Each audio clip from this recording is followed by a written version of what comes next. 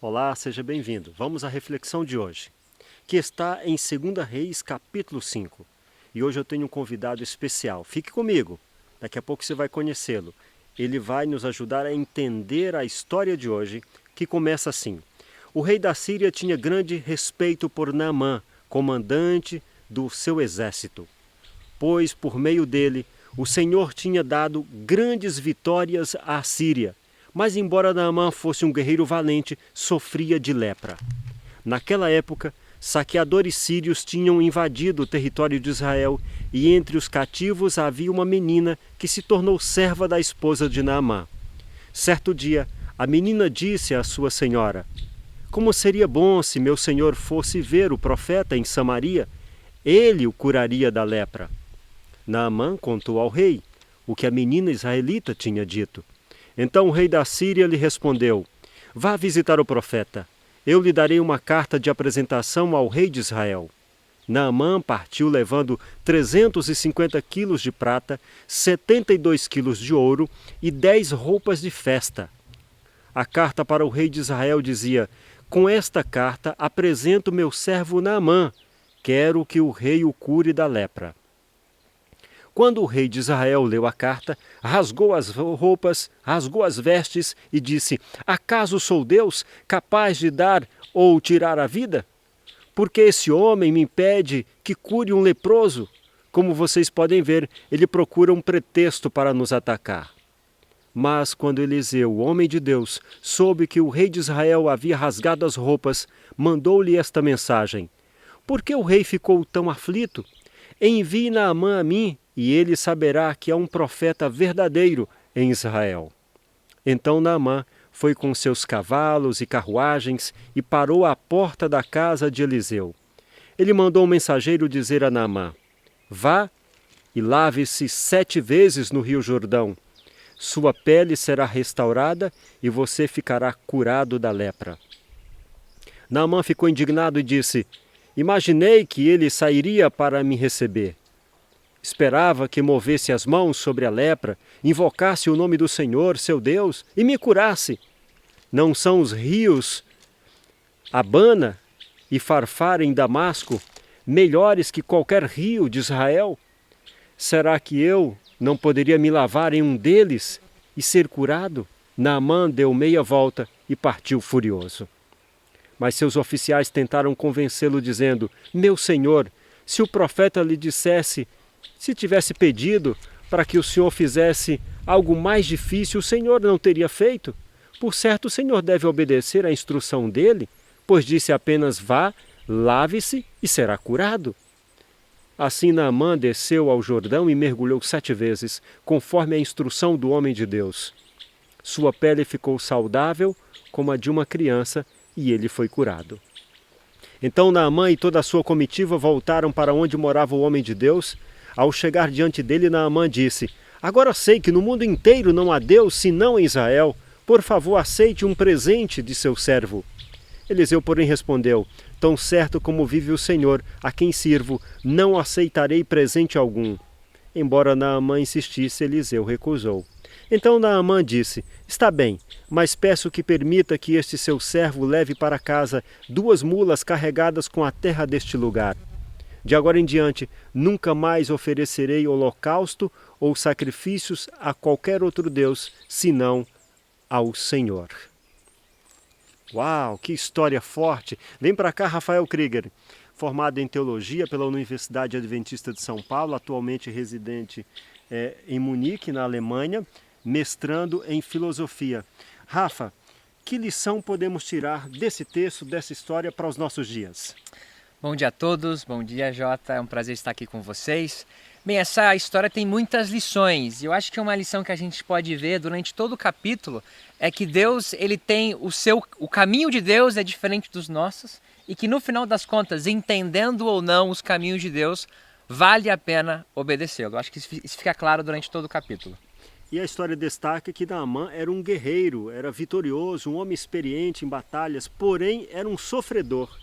O sofrimento alcança todos, Rafa. Exatamente, né? Às vezes a gente está numa situação boa, como Naamã antes dessa doença, ele desfrutava dos bons olhos do rei, ele era vitorioso, mas a doença chegou até ele, né? Mas tem outro personagem nessa história que se destaca, que é a menina israelita. E me chama a atenção como ela se dirigiu aos seus senhores. E o testemunho dela terminou impactando não só Naamã e a sua família, mas chegou também ao rei. E me chama a atenção que essa menina cativa, imagina, ela era do povo de Israel, ela por causa de Naamã, ela foi lá para a Síria, então ela podia agora olhar para Naamã e dizer, bem feito, Deus fez justiça. Mas em vez de se preocupar com isso, com o sofrimento de Naamã, no sentido de bem feito que ele fez, ela se preocupa tentando amenizar esse sofrimento e inclusive trazer salvação para ele. Então, com todo tato e carinho, ela fala com a esposa de Naamã, procurando dar uma esperança para aquela família. Em meio ao sofrimento, ela não agiu com ódio, com rancor, com mágoa, né? Foi uma influência positiva. Agora, qual é o preço de um milagre? Qual é o preço de uma cura? Naamã quis pagar, né, Rafa? Ele está usando a lógica do nosso mundo, né? Nada é de graça, né? Então ele vai para lá, vai até o profeta Eliseu e traz consigo muito dinheiro, muito recurso. Mas quando ele chega lá, ele se depara com uma outra lógica, né? Eliseu, ele vai várias vezes quebrando a expectativa de Naamã, né? Primeiro ele não recebe, Naamã logo de cara manda um servo falar com ele, depois manda Naamã tomar banho lá no rio sujo. Parece que Naamã esperava um espetáculo, né? Esperava um show, impor as mãos, invocar o Deus. Mas não foi nada disso que aconteceu, sua expectativa foi frustrada. E aí ele diz, será que não dá? Ou seja, o que muitos de nós fazemos hoje, muita gente diz, não dá para ser do meu jeito, do meu jeito.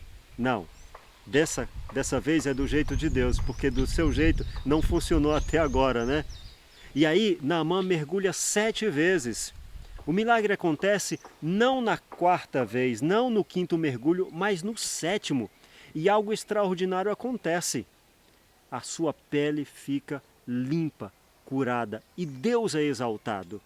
O profeta Eliseu recusa o pagamento e nos ensina que fé e milagre não se vendem. É isso mesmo, Rafa? Exatamente, né? De graça receber e de graça dai. Se nós somos usados por Deus, né, para abençoar alguém, para operar cura, para trazer salvação, a gente não necessariamente tem que receber por isso, né? Existe todo o sistema de ajuda da igreja e tudo mais, mas não é cobrando que se faz a obra do Senhor, né? Querido, querida, não desista do seu milagre. Aceite e obedeça. Rafa, qual a reflexão, sua palavra final sobre essa história e as lições que Deus preparou para nós neste dia?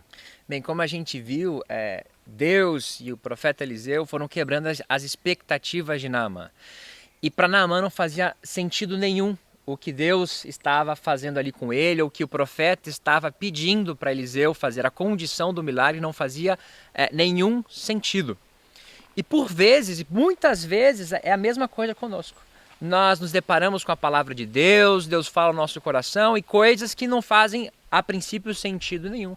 É como a gente, quando é pequeno, o nosso pai fala pra gente não fazer aquilo ou fazer aquilo outro e a gente não vê sentido nenhum, mas a gente cresce, amadurece e depois percebe, olha, fazia todo sentido. E aqui Naamã, ele está olhando para o que Deus pede, diz não faz sentido nenhum, mas ele é apenas uma criatura, ele não é o Criador. Mas, no final das contas, ele decide obedecer.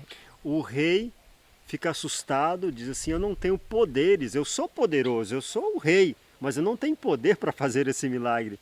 Só o soberano, né? Deus age. E Deus age fazendo o impossível, e muitas vezes, como o Rafa está dizendo aqui, usando de forma não lógica. Você, estudante de filosofia, teve uma matéria sobre lógica, né? Exatamente. O que você pode destacar para a gente? Não, e é interessante, né, que nem sempre, como diz meu pai, a lógica é a maneira certa de errar com convicção, né? Lógica não significa verdade necessariamente. Mas tem uma citação de um professor lá da Universidade de Munique, onde eu estudo, que diz o seguinte, em relação àquilo que se apresenta como a vontade de Deus, existe apenas uma resposta sensata. 2 pontos: a submissão. Então, se Deus é poderoso, se Deus é criador, então a única resposta sensata que a gente pode dar àquilo que se apresenta como a sua vontade, seja mergulhar 7 vezes no rio, seja obedecer os mandamentos dele, seja dar a outra face, a única resposta sensata é a submissão e a obediência. E isso fica muito claro na história de Naamã. Também na história de Abraão, né? Mas aí é outra história. Rafa, muito obrigado por sua participação aqui no nosso programa. Nós vamos fazer uma breve oração pedindo que Deus faça o sobrenatural quando você entregar o seu natural nas mãos dele. Vamos orar, Rafa? Oremos. Bondoso Pai, muito obrigado porque na Tua Palavra encontramos testemunhos, exemplos de pessoas que sofreram, que foram vitoriosas e que Te obedeceram, e assim nós vemos que compensa sim de fato Te obedecer. Ainda que não faça sentido, ainda que talvez as recompensas não venham nesta vida, nós sabemos porque o Senhor é bom, que vale a pena sim Te obedecer. Nos ajude então, através do Teu poder, da atuação do Teu Santo Espírito, a termos forças de colocarmos a Tua Palavra em prática. Nós Te pedimos isso, confiados nos méritos de Cristo Jesus. Amém. Obrigado por nos acompanhar aqui neste canal. Você pode seguir também no Instagram, instagram.com/darleydealves ou instagram.com/jota_washington, no Facebook, também no YouTube. No YouTube você tem youtube.com/darleydealves e o nosso segundo canal, youtube.com/palavras benditas. O nosso WhatsApp é 12981656750. Agradecemos o seu carinho, o apoio ao nosso ministério, e que esta meditação de hoje seja bênção, seja resposta, seja cura, seja restauração na sua vida, no seu lar. Mais uma vez, Rafa, muito obrigado. Até o nosso próximo encontro. Obrigado. Tchau, tchau.